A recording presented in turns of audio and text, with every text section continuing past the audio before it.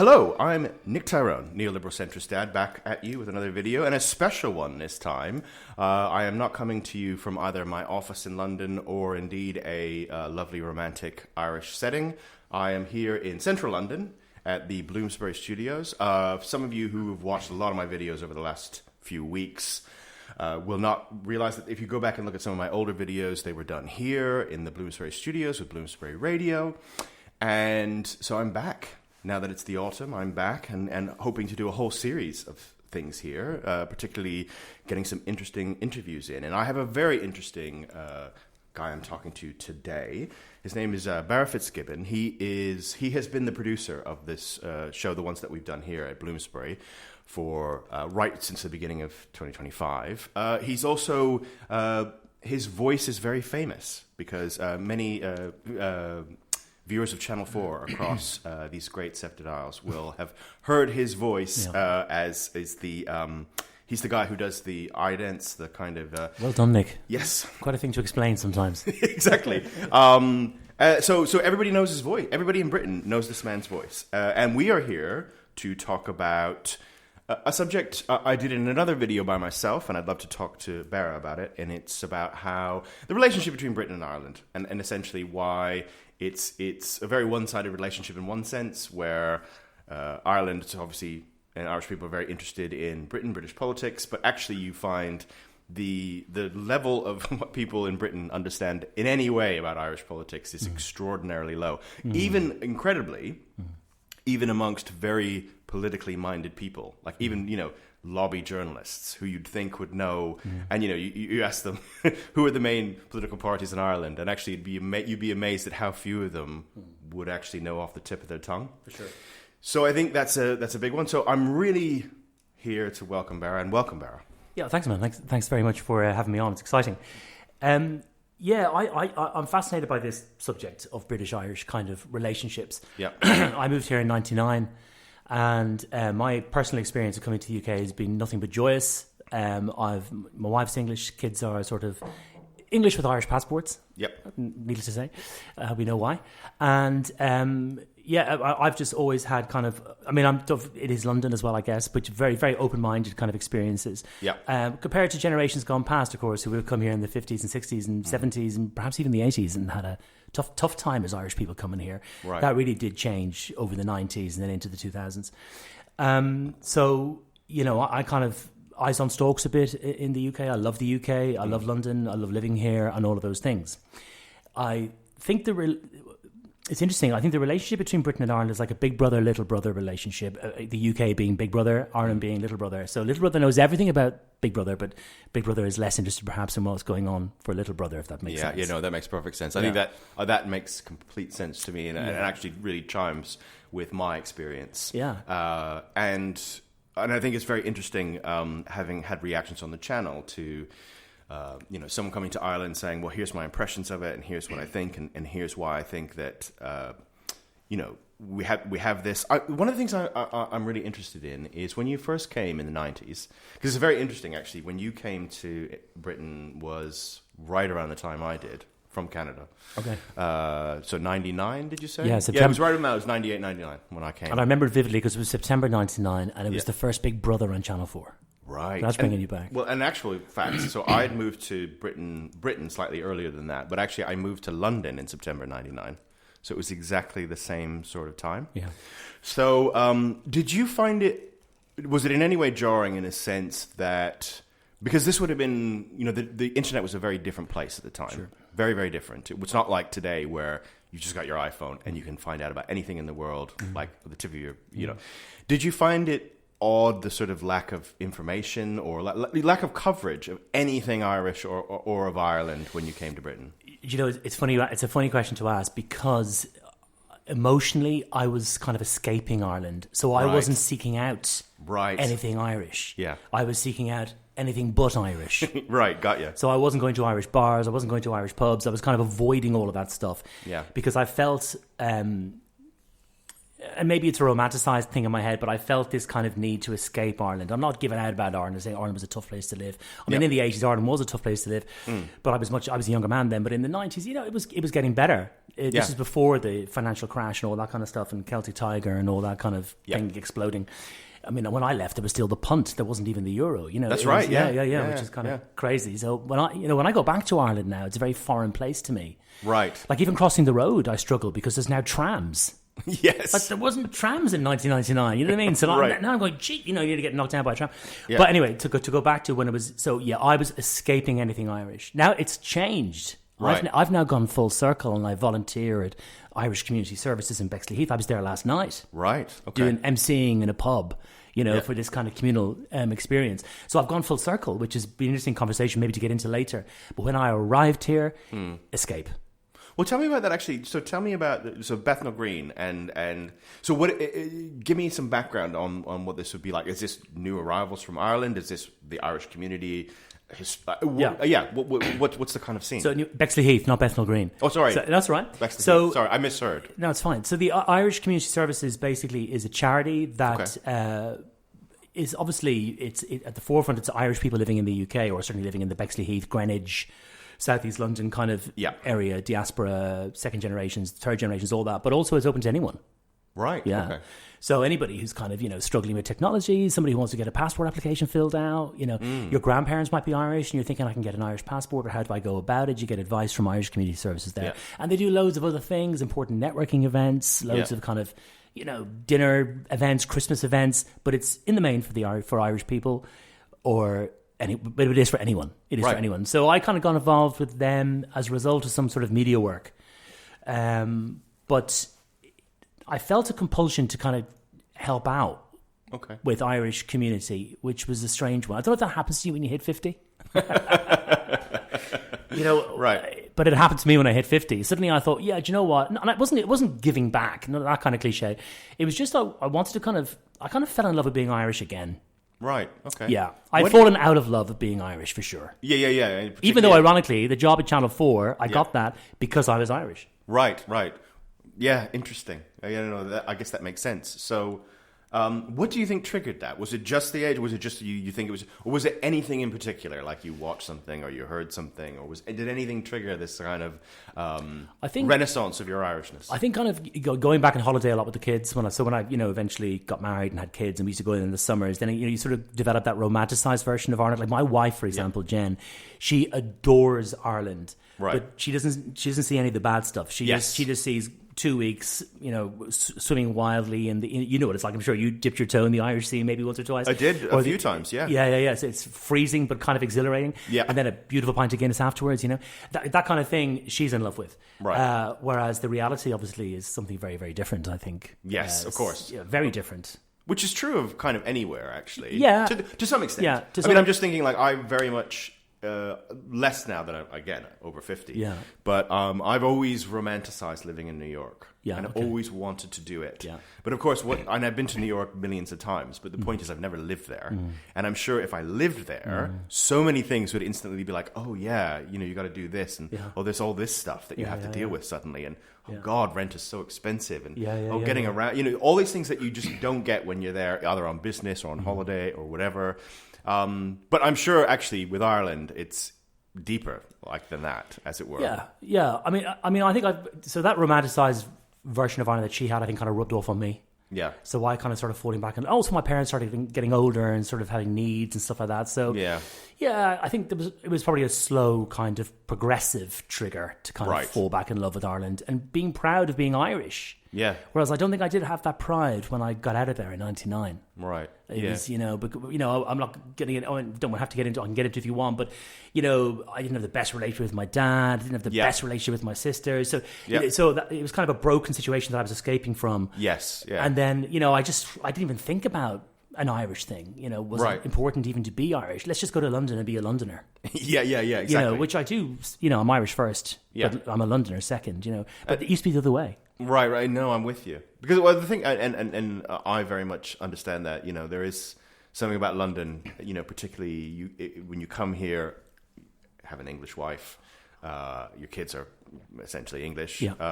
That you can feel very much like, I'm a Londoner, and that's how and London's home, and etc. London is home. Yeah. London is home. I think what's interesting is anywhere can be home. I've had this. I mean, I don't know if you feel this way as a Canadian, but certainly as an Irish person, literally, I could move to Australia tomorrow and make it home. I could be home anywhere. Right. Yeah. I have that kind of ability.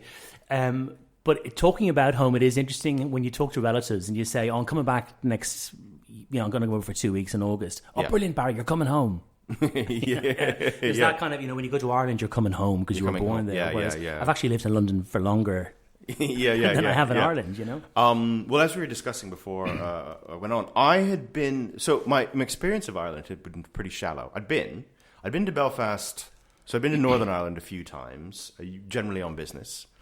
I'd been to Dublin several times, generally on business. I hadn't ever had like a holiday or such. I mean, my main real Dublin experience that sort of sits with me is, I'd have to go into a long story, but anyway, I had this very odd American friend, and we had many adventures together, and he was a filmmaker and a kind of crazy wild guy that was just constantly kind of bouncing around the world at film festivals and stuff, having a crazy time. And I remember it was my 31st birthday, and I was scheduled, I was doing a kind of a contract role for some company at the time, really not actually enjoying it at all. And they had this away day over the weekend that happened to sit on my birthday. But I was sort of like, well, I gotta go, and I gotta go. Anyway, this friend of mine said, look, I'm going to Dublin. I'm going to be there. I've got to do something. I can't even remember what he was doing in Dublin, but he was in Dublin. And he said, why don't you get a cheap flight over? You've got the Ryanair flights. And of course, at the time, it was like 30 quid or something insane. Yeah. And he said, just chuck it in. Just tell them that you're sick or something. Who cares? I mean, you're going to do this job forever? No. You can have a 31st birthday with me in Dublin. And I went over and we had an amazing time. We just had just an incredible time. And that's really the one time I'd ever been to Ireland sort of for fun. And so my son was saying to me that he really wanted to go to Ireland. It's interesting. He's 11, and I think they were talking in his class about like your roots and all this sort of stuff. And obviously, I've got an Irish surname and some Irish heritage, but it goes way back. Yeah. I mean, it just goes way, way, way, way back. My parents were Liverpudlian and very much from the Irish community there, but like generations deep, right? So if you're talking about like my last probably relative who was in Ireland, it's almost certainly the 19th century. Sure. So very deep, but my son was very interested in this idea that, here's this place and there's this county in Northern Ireland that has our name, and why don't we go? It's right there, sort of thing. It's just over the sea. So why don't we go there? So we did, and we had a lovely time. I mean, the amazing thing was we got the weather.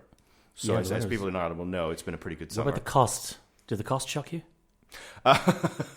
Well, okay, so one of the interesting things was, Belfast in itself is kind of fascinating. I don't know when the last time you've been to Belfast. No, when I went to Belfast, I went up there with steel tanks and all that kind of stuff going up. Right. So it's been forever since I've been to Belfast. I mean, the amazing thing is there's this weird mix in Belfast because they've got this thing where they really wanted for years to get on the kind of, as you know, I mean, Ireland's so good at capturing U.S. tourists. I mean, the one thing about being in Ireland in the summer is how many Americans there are. I mean, to be fair, I was in Dublin. Do you know that driving on the wrong side of the road is a real issue as a result of the amount of Americans that do come to Ireland? I can imagine. And there's talk of putting signs up like everywhere saying, please keep to the left-hand side of the road because there's a lot of car crashes happening because of American tourists. I can actually imagine. Yeah. I can really, really imagine. Particularly if they're like, let's just rent a car and drive around. And I mean, you do have some decent motorways, but it's amazing how quickly, if you want to get somewhere in, like, I don't know, particularly the south of the island,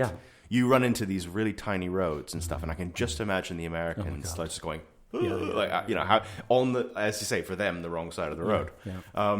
But we were in Dublin, and there was an American college football game. Oh, fantastic! So was it in Croke Park or was it? I'm trying to remember where it was. I think it was Croke Park, but I'm not 100%. But it was really odd. So it was the town. The center of town was just besieged by Americans, and it wasn't because usually when you get American tourists anywhere in Europe, it's very much of a kind of metropolitan. It's very coastal. It's wealthy people from the Eastern Seaboard or California, generally speaking. This was very different because it was Ohio. No, hold on, I'm gonna get this right. Iowa State versus Kansas State. Okay, so it was a proper sort of league game happening in Ireland. Yes, so Okay. they've done this I read about it, and it was really fascinating to me. So they started this like 10 years ago or something, trying to have this game, and they've now made it like annual. And when they started it, it was very much teams in America that would have some sort of Irish connection.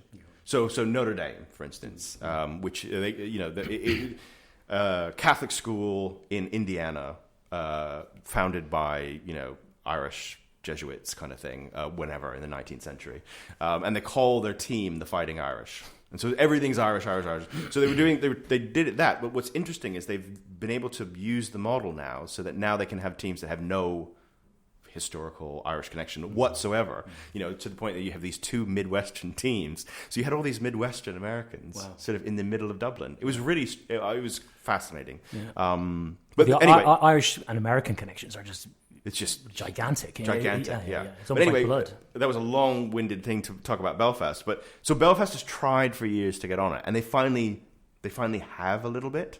So there's so many more American tourists in Belfast than you would have ever got in the past. Okay. Because they just see it as part of the tour, right? Yeah. They've somehow managed to get it included on the itinerary. Get particularly Giant's Causeway, and it's like, well, why don't you stop in Belfast on the way and all that kind of stuff.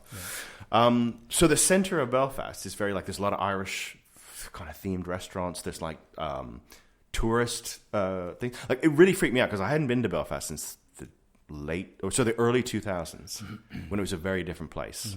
It was just after the Good Friday Agreement and everything. It was still very kind of old school Belfast. It was kind of coming out of the Troubles, as it were. So I remember just being in the center of town, and there was this selling kind of like Irish tourist hat. Interesting. So you like a shamrock with Belfast on it. I thought, this is so incongruous to me. Yeah. But however, you don't have to go very far. The Shankill Road is still the Shankill Road, and it's still as insane as ever. It was funny. My kids loved it because they thought it was so mad. Because you go down and it's still like the graffiti's all there, and just the murals. You've got pictures of the Queen everywhere. You've got like Union Jacks everywhere. It's It's sort of gaudy. It's almost like Vegas-y. I know that sounds weird, but it's sort of like this very strange version of Britishness that's like, bleh, and then intense, really intense. So that's still there. Oh God, yeah. Yeah. Well, that's what I think. When we talked off mic earlier about the kind of the British Irish. Should the British care more about the Irish? I mean, I think what's interesting is the first time I felt the British stopped caring about the Irish was when they were trying to sell in Brexit. Yes. And just the blind approach to Northern Ireland, the blind approach to the Good Friday Agreement and how Brexit could affect that border. Yes. I found that extraordinary in all political parties. None of them are talking about it. Yeah. To any great length that it deserved to be spoken about. Indeed. And it's generations. I mean, those guys haven't forgotten, but generations perhaps are forgetting the amount of horrendous trouble there was up there. That kind of to free up those borders. Yeah. And to get a position where now you can travel freely between both, and the complications that Brexit brings with that. That's when I thought the British government in particular at the time stopped caring about the Irish. Well, I think what it was it demonstrated how little they care. Like, because when something was on the line, that's something they really wanted to get over the line, which was Brexit, that they felt. And there was this tension between that and, well, what do we do about Northern Ireland? What do we do about the border? What do we do about, this list of things all have to do with the island of Ireland. Yeah. Well, how do we deal with them? And this extraordinary attitude of it'll work itself out. Yes. But also this kind of, actually, in the end, we care about this so much less than we care about this. Oh, God. There's no doubt in my mind that if Britain were offered the sniff of a chance to give Northern Ireland back to the Republic, they would throw it. They would bite the hands off the Irish government. Yeah. But, of course, they can't say that politically, which is interesting. No, indeed. And I think, but also equally, I think the Irish government probably don't. I'd agree. That's my experience, my limited experience, because all my experience, and it goes back, but I was in Dublin quite a bit, actually, right before. There's a long story about that, which I won't get into, but just something I was doing for work at the time. So I was going to Dublin. I went to Dublin a few times during early 2016, so the lead up to the referendum. And I spoke to some very high, I spoke to John Bruton. former Taoiseach, and we had a Guinness in a pub. It was really lovely, and he was very open about what he was worried about and actually incredibly prescient, because it was about like, if Britain votes to leave, we're going to find out that actually in the end they don't really care about Ireland or Northern Ireland, actually particularly at all, and actually we will be this sort of sacrificial lamb, which to some extent is exactly how it played out. So that was amazing in retrospect, but. I spoke to a lot of politicians and all this sort of stuff. And one of the things that was interesting, that they were really scared about, one of the things they were scared about with Brexit, they were scared of a whole host of things, but a big one was Brexit might just push the unification agenda. Yeah, over time. I think it has. And I think it has. Yeah. And we don't know what to do about that, actually, because there's a sort of idea that we're supposed to feel emotionally like this is a great thing, and the unification of Ireland is something we're all supposed to want. But from a practical perspective, I mean, this kind of feeling of like, look, over the last 20 years, we've sort of finally, in a way, kind of got our shit together in a way that we haven't for centuries. Like we're finally at a point where we kind of feel like everything's functional and stuff is working, and we've got an economy that's working, and people are staying, and the economy is growing, the population's growing. This is all great stuff when you look at Irish history. Yeah. And now we're going to have to suddenly take on a whole group of people, right? And don't forget the intense people we've just spoken about. Exactly. Who will not want reunification. Who do not want to be part of Ireland. And how do you cope with that? No idea. Also, politically. Unless the carrot of Europe, getting back into Europe for those people in Northern Ireland is enough, but I doubt that would be the case. Yeah. Also, something that's very practical that doesn't get spoken about is the Republic of Ireland does not have the NHS. Yes. Northern Ireland does have the NHS. Mm-hmm. So when they reunify, how are you going to solve that? Because everyone in the Republic has private healthcare. Yes.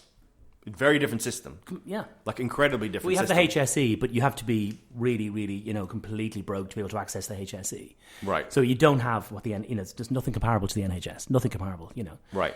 It's private healthcare. I mean, from all I can remember, my family, mum, dad, they always had private healthcare throughout their lives. You know what I mean? Right, so everyone has it. Yeah. So that's a huge practical issue there. That's massive. Really, really massive. It could be bigger than anything else. You're absolutely right. Yeah. I mean, I hadn't thought of that at all, but it's a really good point. And it is actually, it's one of the things I would like to explore on this channel sort of as I go along over the next few months, is those sorts of things. Yeah. It is that the sort of, I don't think we appreciate sometimes those sorts of differences and actually how big they could end up being in some of this debate. I mean, because I was, again, for work, I was in Coleraine, which is like... Coleraine, yeah. Coleraine, yeah. Sorry, I completely buggered that up. I always do, actually. I don't know. Listen, some of these places are very hard to pronounce. It's very hard to pronounce, even though I've actually physically been there several times. But, so near Bushmills, not very far from Giant's Crossway. That's kind of the neck of the woods. Very beautiful part of the island of Ireland. And I was speaking to a business owner, quite a big food services business owner, and it was amazing. And he comes from a very loyalist background, all that sort of stuff. But he was he was like, I just think unification is going to happen, because what he's noticing, and what other business people that he's noticing, is how profound the trade shift is. Because of Brexit. Because of Brexit. Directly because of Brexit. Well, there's an example of somebody who might go back in, even though they're a loyalist, who might agree with unification for the sake of getting back into Europe. Well, precisely. Yeah. And actually, it would just simplify things. Oh, God, and actually, so much of the trade now is the increase in trade with the Republic it's just accelerating. And it's funny that it just, because of historical reasons, all sorts of things, that wasn't a thing. It really was. There was so much trade between Northern Ireland and the rest of the UK. And Ireland was much more actually trading with the UK, but on completely separate, in a completely different way, and then with continental Europe. But how that has shifted already. And so you think about, what's the next 5 years going to be like? Because basically it's this thing of like, well, look. They delayed half of these new checks. Precisely. And they're going to come in. And they're going to come in. And it's just going to exacerbate that situation. Yeah. But, you'd hear from Northern Irish businesses of like, well, I used to get all my stuff from Wales. Now it's a pain in the ass. I've got to fill out all this paperwork. It's a real thing. Essentially, when it's that real moment, I think, when we're talking about, Britain caring about Ireland, Boris Johnson basically saying, look, at the end of the day, to get this over the line, we are going to just basically give Northern Ireland to the EU, essentially, in customs terms, right? Yeah. I mean, basically, that's what it is. There's now a customs border between Northern Ireland and the rest of the UK, which is very real. And you talk to businesses there; they are really feeling it. You know, it's all this paperwork. If I get this, I have to look at the consignment and say what's from the EU, what's not. Whereas if I get something from Ireland, or indeed France or Spain, I don't have to do any of that. Nick, I can't even bring back my Tato crisps anymore when I go over there on holiday. Like, I've seen signs getting on the ferry saying, "Do not bring any food back." I'm thinking, oh my God, the bag is full of Tato crisps. You know, you can't come back without Tato crisps. I know. I mean, it's like, people say you can get Tato crisps in the UK. Can I just say you cannot get the Republic Tato crisps in the UK, which is the blue bag, not the yellow one. And you can't even get them in Northern Ireland. They're different. Yeah, okay, yeah. They are. My kids, who are very crisp, they're very crisp savvy, went, These aren't the real. They noticed that the bags were different because they'd fallen in love with Tato crisps. So we've all become smugglers, you know, as a result of this nonsense. And then, you know, I've met people who are moving back to Ireland. It's interesting, and you know, they're worried about bringing their stuff back. So what they're doing is they're all booking ferries to go through the north of Ireland.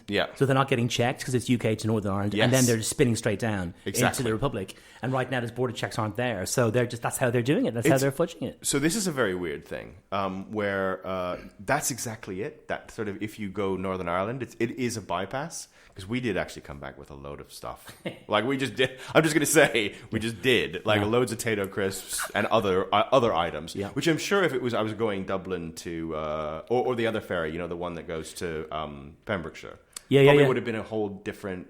Irish ferries, Irish ferries go to Pembroke, I think, and Stena, isn't it? Stena that go to Fishguard. That's right, to Fishguard, But we didn't. We went Liverpool, Belfast, and actually, one of the fascinating things is, so I could have gone on the whole trip without bringing the passports. I never. Correct. You only have the driving license, right? I think for the kids, obviously, you'd have. No, I didn't even have to show my driver's license. I literally never had to show any piece of ID once. Which, when I got it, I thought, this is weird. Okay, fine, because you just think about, like, well, couldn't you turn up in Ireland, if you're an EU citizen, like if you were French or something, couldn't you just turn up in Ireland, like take a flight there, fine, you show your passport, then you just cross the border into, obviously there's no border there in any sort of legal, like, you're not going to be checked, you just drive through. You could be unlucky, right? But yes, you could be unlucky, yeah. But I'm saying, like, and then get on the ferry in Belfast. 100%. And then no one's checked you. But I think a lot of immigration was happening that way as well, wasn't it? Into the UK, it was happening through the back door of Ireland. Yes, through the back door of Ireland. I mean, it surely must be happening. Oh yeah, 100%. Because again, and then I didn't get checked on going back. Yeah. I mean, when you rock up in a car with the wife and the two kids in the back, it's unlikely you're going to get pulled over. It's kind of, if you were there on your own, it might have been a different story. Or you know, 5 blokes in the car. Might have been a different story. Yeah. No, it probably would have been different. But you got the wife and the kids. But you also think, like, well. Because one of the interesting things is when you, particularly now that Britain's not in the EU, but even back in the day, I remember traveling with kids to France, and they will check, they will go, they will really check the kids' passports. Because the whole point is, you could be, but of course the kids that aren't yours. We have free travel legislation, though, which predates Europe, and that's what saved us in the whole kind of Brexit scenario. So exactly. Common travel area. Yeah, and common travel area, that's it. And as long as that's kind of sacrosanct to kind of all of us. Because don't forget, there's loads of Brits living in Ireland, you know what I mean? So there has to be this to and fro is super important. Indeed, yeah. And actually, there seems to be this thing of, like, because actually flying to Belfast now, which I did for work a few times, so this year, they really want to make it so, like, you're almost like you're flying to Scotland or something. They really want to make it like this, you're just in this. It's an internal flight. Yeah, they particularly British Airways are so, because they really, it's that, as you say, the to and fro. They want to keep that, like, look, this is all fine, and Brexit hasn't affected this. But you sort of think, but surely it has. No, it has, and you're right. I think it is going to get worse. Yeah, and I don't know if you saw the headline this morning, but was it Starmer's, whoever's renegotiating the EU thing? What's his name? The guy who used to be his Shadow Home Secretary, Nick. Well, he's come out and said that, you know, rejoining EU is not going to happen in my lifetime. You know, so yes, it's kind of, and that does, as an Irish person, that does dishearten me. Now, I'm not going to sit here and bang on about how Brexit was a big mistake and all that, but just for context, I think it's quite helpful to get this for Irish people. Yeah, joining Europe was the best thing we did. Yeah. No, for certain. I mean, don't get me wrong, the people on the right wing now, on the right, who will disagree with me completely. But just from an economic boom point of view, like, the roads from Dublin to Galway now, you've driven it. Yeah. Those motorways didn't exist. Right. It was all country roads. It was all going through towns, and it was all kind of exhausting and taking 3 hours to get here and 4.5 hours and 8 hours to get there. Yeah. Whereas now it's, all that European money has come in and built those roads and motorways. So from my point of view, I've seen that. Yeah. So when I came here and I saw Brexit was on the table, I couldn't even get into the mindset of understanding how this is even being voted on. Because it's from that context. Now, the UK doesn't have that context. No. So it's very different, and I understand that, and I do respect that. Yeah. But I'm just trying to give the explanation of why, when you meet most Irish people, they'll go, Brexit was the worst thing that ever happened. And in fact, when you go back, and I was back there only a couple of weeks ago, they're still laughing at us. Yeah. Doing Brexit, they still can't quite believe. I know that. Can you guys still, even years later, going, can you believe you did that? And it's like, well, actually, I didn't actually vote for Brexit, but you're tagged with it. But and actually, on that point, like the infrastructure in Ireland, the fact that actually it's really easy now to get from Dublin to Galway. And actually, so what you end up having is, I was in Galway, and there were loads of American tourists in Galway. Yeah. Because now it's really easy to get to. Yeah, that's right. And how much that will impact the economy, it's sort of immeasurable in a sense. It's sort of like, wow. Yeah. And yeah, I mean, well, Britain in on the EU point that you were saying, because it is so different in Britain, and I think people never associated any sort of economic uptick in the same way that you would have had in Ireland, or indeed like Poland or Hungary, or where people were like, no, our lives have been changed by this. Yeah, I mean, if you were broke and you go into the EU, it was just benefit all the way. Huge. Yeah. So, Czechs, the Slovaks, I mean, there's all these countries that just have, there's no question about it. No. I always find it really funny when sort of Euro-skeptics on the right talk about like Hungary leaving the EU. They just don't understand. They never will. Because the point is, what Orban or people will do is they'll saber rattle because it's popular. Yeah. And what it really is about is like these bureaucrats in Brussels as being the bad guys, which is really just deflecting from the faults of his own government. But the idea of, if he said, no, we're leaving the EU, I mean, that would actually end him. Yeah. Because people are like, no. We need to be in the single market. Yeah. It's absolutely crucial, because otherwise, does this all come to an end and we go back to the bad old days of, being in Russia's pocket and all the rest of it. So, I mean, that makes perfect sense. Now, to confuse the issue, I do think that Ireland is a very difficult place to live. Right. So if you turned to me tomorrow and said, Barb, would you go back to Ireland to live? I would say no. Now, the NHS being one of the big things. Yeah. Right.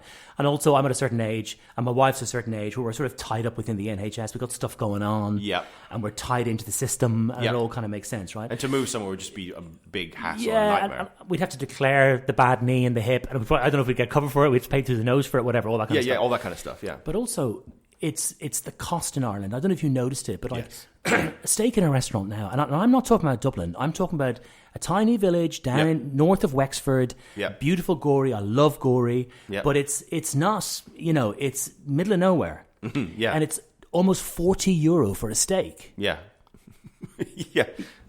Like, I looked at the menu and I'm clocking that and I'm going, what's happening here? Like, you wouldn't get that here. No.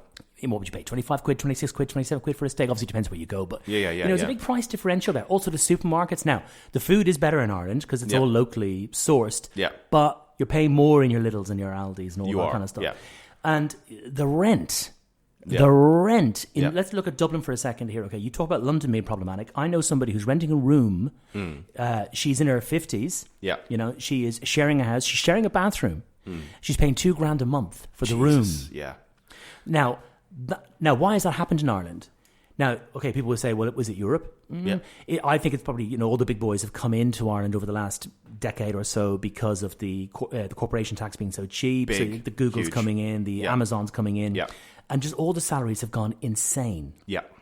I also remember the euro coming in, and I always remember everything was priced up. Yes. So if everything was £1, if something was £1.42, it was now €1.50. Everything was slightly priced up. And it just keeps growing and growing and growing. And I just don't know how that's going to play out. You cannot live in Dublin right now if you're a teacher, a police officer, or if you're on that kind of a salary, you're not living in Dublin. Yeah. And the problem, as you say, is that it isn't even like the UK where actually if you go out of London, everything comes way down. Way down. I mean, I've traveled a lot across the UK over the last year and a half. And it's amazing how cheap some substantially places. down. Like, take a pint. You can get a pint outside London for £3, £4. Yeah, and absolutely. here you can't get one cheaper than £9 in London. That's a big difference. That's not happening in Ireland. Yeah, no, it's £9 wherever you go. Yeah, pretty much. Yeah, I mean, it's at the very least, as you say, it feels like there's a certain prosperity, or at least everywhere, or at least there's enough tourists, there's going to be enough people passing through, so it kind of doesn't matter where you are in Ireland. It's expensive, and I can imagine for locals it's a bit of a push and pull, isn't it? You can say, well, okay, it's good that we're having all this, I guess, money flow in to the economy, but now we're paying through the nose for everything. Yeah. So that's an interesting dynamic. I mean, if you're on big money in Ireland, then you're probably going to be okay, Yeah. But if you're not, and of course the majority are not, there's a tiny minority who would be, but it's. I mean, I don't know how you do it. I honestly don't know how you. I mean, people talk about London being bad, but every time I go to Ireland, I say, it's slightly worse over here. Yeah. I mean, it's not a cheap place to coffee. Yeah. €5-something. And you could be like, I mean, we go for a walk along this beach, and I'm talking about a van that's been set up, next to the beach, serving coffees. They're charging €6, €5.50 for a coffee. Yep. No, and we found it's those little pinchy things. I mean, I sound like I'm a grumpy old man here, but that was those £1, €1. I mean, the only thing that's going for us, of course, Nick, is the sterling to euro rate. Absolutely. So you're getting more bang for your buck way. there. Yeah. But I mean, I'm lucky. I don't pay for accommodation. Yeah. I mean, I can only imagine what you were paying out for accommodation traveling around Ireland. It's a lot. No, it's really expensive because the demand is huge. Like just people can charge a lot of money, often kind of in the middle of nowhere, for stuff because the demand's there. Yeah. Like that's really what it is. Actually, on that about Ireland being expensive. Northern Ireland is quite cheap. Well, that's because you're going back into the UK. Yeah. So but also Northern Ireland explicitly in the context of the UK is quite cheap. Okay.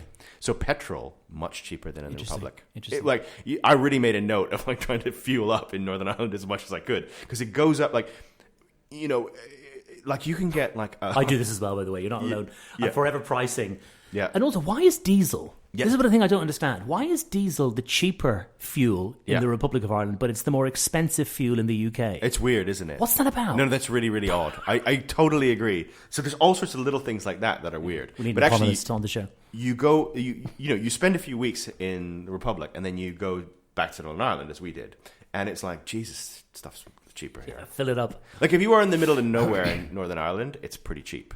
In a way that it isn't in the Republic. It's interesting. I think possibly because of the tourism thing, where Belfast kind of has gained something that sort of the Bushmills, that sort of area, the northern coast, has a bit of that. But actually the rest of Northern Ireland is kind of no one goes there. Do you know what I mean? So it doesn't have that, whereas I think the Republic just almost everywhere is now ripe for... Yeah. We stayed a few places that were really in the middle of nowhere. It was still pretty expensive. Yeah. In a way that if we'd done that in the UK, and we do that often, we'll just have a little break, we'll go to Wales or something. It's so much cheaper. It's so cheap, yeah. So that's really interesting. So it's more expensive than London. That's the important point. And I'm not talking about Dublin. I'm not talking about capital to capital. Yeah. I'm talking about a tiny village in Wexford. Yeah. Is more expensive than London. Yeah. That is odd, isn't it? I think it's odd. Yeah, I know it is. And I don't know how people are. Well, maybe they're not. Maybe they're not. They're not coping. I don't know. That's an interesting point. Please leave comments in the below in the video if you your thoughts on this, which I'm sure you will anyway. You are going back to Ireland relatively soon. Next. Well, it's April. It's April. Okay, yeah. So not too far. Because that'll creep up on you. Yeah. And you're going back to Ireland in a professional sort of sense. Why don't you tell us about that? Yeah, thank you. So I've co-written a play about a true story. It's funny, when we set off mic, we're going to talk about two things today that nobody wants to hear about anymore. The first one is Brexit. We've done that. Yep. Now we're about to talk about COVID. So I mean, it's a black comedy, I should start with. It's a story of survival. It's a story of hope. Yep. But it is about my 7 to 8 days in ICU in Lewisham Hospital in London. Ooh, right. When I went into a coma and all that kind of stuff. And I was tripping and hallucinating. And it's a one-person play. And we are touring that play in Ireland from the end of next April. We're doing it in Dublin, Cork, Listowel and Kerry, we're doing Kilkenny, and we're doing Wicklow. So for a whole month, we're traveling around Ireland. Wow. It's a small team. It's called Patient Soldier, by the way. I should say that. Yeah. We are, PR, I think, is starting around February time. So we are using a big PR company in Ireland to hopefully get us on things like The Late Late, hopefully, and those kind of television shows and radio shows to start talking about it. It's had some success here in London. We've had 5 sellout performances, and now we're bringing it to Ireland. And then Edinburgh Fringe 2026 for a 3-week run at the Pleasance. But we're starting with Ireland. And I'm excited. I'm excited to bring this back to Ireland, bring this story to Ireland. And we talk about British-Irish relationships. Right. The subject matter of this play is an Irishman being put back on his feet by the NHS. Yeah. And the behind the scenes of the play, the writer is Irish, the actor is Irish, the producer and the director, English. So nice collaboration there between the Brits and the Irish. And we've got no big brother, little brother complex from that team. But that's fascinating. And like having something, I think it's great having a kind of a play, sort of one-man play that you're doing in Ireland, where it's an Irishman, falling ill, NHS in London. Correct. Fascinating. Correct. Yeah. It's very hallucinatory. So it's narrated by the Grim Reaper. Okay. Which is a nice touch. There's some music in it. Yep. Because those hallucinations, I was tripping, and we're sort of put them into the play as best we can. And listen, it's been a work in progress. We're very excited. It's, as I said, there's a lot of comedy in it, but there's obviously tragedy in it. Yep. But ultimately, I'm here. It's a story about me. So I made it. Yeah. So it's that kind of it's. Listen, I think it's great, obviously, but the audience reactions have been really powerful. One of the most interesting reactions, which we didn't expect. So you kind of expect things like good script or, God, the actor's great, Barra, that kind of stuff. And the actor is brilliant. Michael, big shout out to Michael Mahoney, who plays the role. And he plays all the characters. He plays me, he plays my wife, he plays the doctors, he plays the Grim Reaper. He's going in and out of all these different characters. It's extraordinary. And it's all done with lights, all done with lighting on stage. Right. Okay. So what character he's in because the light's gone to, let's pretend it's you, Nick. Yeah. When it's Nick, the lighting is a certain way. Right. Does that make sense? So, yeah. It's very easy to follow. But anyway, what was my point? I've forgotten. What was I banging on about there a second ago? But basically, it's COVID. It's, The audience reaction. The audience reaction that surprised us most was people coming up to us and saying, "Do you know what? Thank you for giving us a space to process something that's been completely brushed under the carpet by media, governments, all around the world." Yeah. Now that was the one that kind of took me by surprise, because it's just been into the corner, hasn't it? It's true. It's not talked about. I think even the tribunal investigating it doesn't really get much press. It gets the odd bit of press, doesn't it, when it comes up? Yeah. But it doesn't really get any kind of, it doesn't get much notice, and that's kind of extraordinary that people are coming to us, and I'm talking people coming to us like in their, hundreds, saying to us, "Thank you," and it's not just I had cancer. Yeah. Thank you for giving me a chance to process how that was for me, and that's been a lovely kind of consequence. That's great. That's amazing. I really am looking forward to hearing how the Irish tour goes. Yeah, and how it's going to be expensive. Indeed. Yeah. Luckily, we've got free accommodation in my poor mum's house. Okay, we're all crashing with mum, and then we're basically spinning to all the different theatres around the country, doing like a lot of driving. As you know, in Ireland, you can drive anywhere. Yeah, probably about 2.5, 3 hours. So we'll make it. Don't worry, the show will go on. Yeah. Well, I mean, it sort of like it kind of depends where you're going, but actually, all the places that you mentioned, you should be fine. Yeah. It's just it's funny, like suddenly where that network slightly breaks down and you're really on country roads. And I remember there was one bit of the whole thing. I'm like, Google Maps is like taking me on this. I'm like, is this really the best way? I'm in someone's alleyway. Like, is this seriously the best way? Someone's driveway. Exactly. But yeah. So people could. Yeah, so right now, we were trying to get some funding together, actually, and so it'd be nice to give this a bit of a shout out if I can, if you don't mind. Please. We need a budget of for Ireland and Edinburgh. Yeah. And I'm talking about outlay now for travel, accommodation, which is mad in Edinburgh. It's so expensive in Edinburgh. Oh yeah. And also maybe just to pay the actor something. You know what I mean? That's all. You're looking at a budget about 14,000. Now we've raised 4.5. Brilliant. So we've done something. Okay. So we're looking for about 10, and it's quite interesting. I met these funding kind of experts only yesterday, right? And it's funny the different way you can go corporate. But But then she kind of sat back, this funding specialist, and she said, you know what, Barry, you just need 5 people to give 2K each. Yeah. I'm going, yeah. She goes, go for that line. And what I'm saying is, for the 5 people that may be out there who have got spare 2K, you are helping bringing an Irish story home, something that's resonating largely with audiences, and I think helping people heal from a very difficult time. Yeah. But also, you get your VIP tickets. You can come to Ireland. We'll look after you. We'll get you special tickets, behind the scenes access to the actor, the writer, the director, all that kind of stuff as well. Yeah. So, that's be all part and parcel of it. So if anybody is interested in helping fund this thing, get contact through Nick, and just drop a line in the comments, and please get in touch. Sure. Do you want to have a shout out to anyone who would? Is there a way to get in touch? Yeah. I mean, you can email me. Right. But yeah, so why not? So it's Barra Fitzgibbon at yahoo.co.uk. That's simple. Great. Simple. So if you're interested, please email Barra or leave a comment. I will search. Yeah. I will search for the comments. But any guidance, anyone out there with anybody sort of in the theatre world who kind of knows. Maybe a philanthropist who lives around the corner who's willing to go. You hear about these angel investors. I never heard these terms before. I love it. Angel investors who are just happy to kind of promote the arts and see where it goes. And obviously, from a corporate point of view or from a business person's point of view, this is going to Edinburgh. You're talking 3 million eyes on it across, websites and digital and foot traffic. I'm not saying 3 million will go to the play. That would be preposterous. But, you will get that kind of eyes on your material as a result of kind of sponsoring the play. But, so that's where we're at. And I suppose shout out to Irish Community Services, Tweed Wealth Management, who've already put some money into it. Yep. So, okay. Yeah. Well, wonderful. As I say, if you are interested, please get in touch with me or via the channel, or Barra at his email address. Yeah. Great. Well, I think we've had an amazing conversation. Yeah, I've really enjoyed it. So I mean, to kind of just to kind of go full circle on it. Yeah. Because I think it's important to say that. I mean, yes, I wouldn't move home to Ireland tomorrow. I've always sort of thought if there was an Armageddon, I might.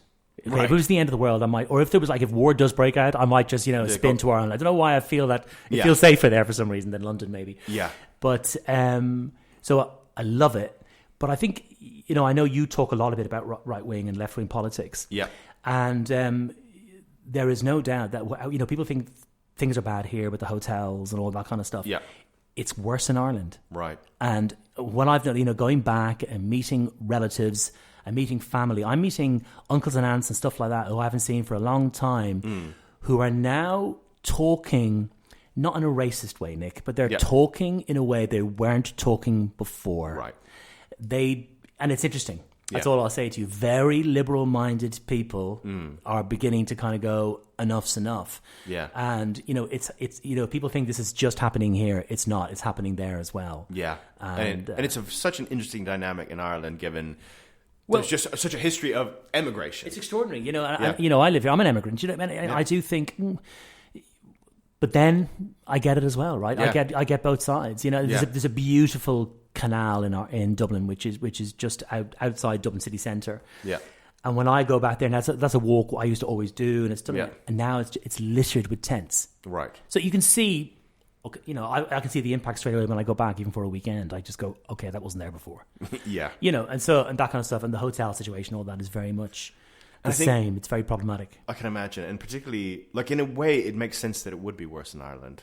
Because I think the issue you've got in England, at the very least, or Wales, is you've got a lot of very poor communities and they're feeling quite put upon and there's this issue with migrant boats and it's kind of being dumped on us, and all the liberals in London are going, oh, well, you should just accept this. And we're going, well, we're struggling to just make it. Whereas in Ireland, you also have that other wrinkle of the fact that everything's so expensive, and if you're on the wrong end of that, you are not you haven't benefited from the rise, if you like, in the wages and everything else, and you're still quite poor. Suddenly, we're everything's so bloody expensive, and now I'm feeling this, and also there's no history of it at all. At least in Britain, you can say, well, you've had centuries of just. Lots of people coming in. You've had huge waves of migration.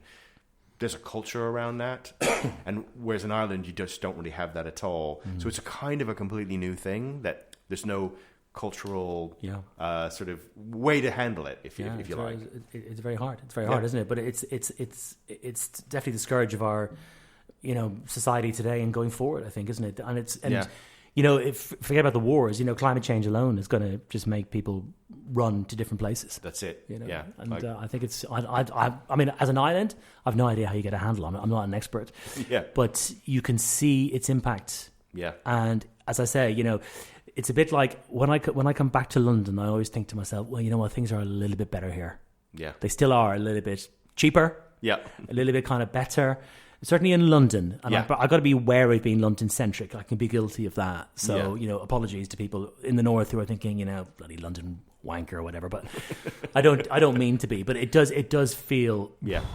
I feel I'm sort of happy to get back, if that makes sense. And I mean, that makes sense. With the greatest love to Ireland, and I do love Irish people, and I do love all the good things about Irish culture. And there's a million great things about Irish culture. But I do sometimes get back and think, ooh. Yeah. Well, it makes sense. You've been here for a very long time. I think I would genuinely struggle, I think, to live somewhere other than London. I mean, even within the UK. I just think, my wife and I were thinking a few years ago, my daughter was looking at, she was going into secondary schools. Where we were just wasn't really going to work. And so we had should we stay in London? Should we not? And we looked at places in Kent, and it was just a little bit like, I don't really want to leave London, actually. I just don't really, So I know the pull of London very well as someone who didn't grow up here. Yeah. And actually, one of the things I think one of the things that you and I will have experienced that my kids can never experience, is moving to London as an adult. Yeah, okay. And that romanticism of... those first few years in London. Yeah. And I had it very much. Like Eyes on stalks.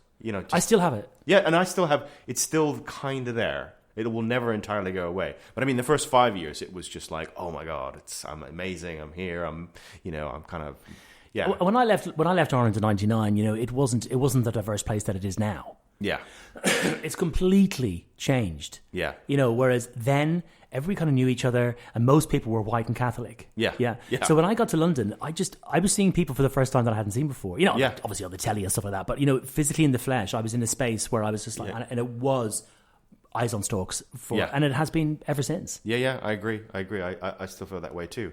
So on that love note, note to London. Let's end it there. Thank you, Barra, for being on the show, and as I say, if you're interested in the play, either seeing it or getting involved in the funding, please get in touch with either Barra or myself. I'm Nick Tyrone, neoliberal centrist dad. Thank you again for joining me on here, and thank you to Bloomsbury Radio, Bloomsbury Institute as ever for hosting, and I will see you guys next time. Thank you very much.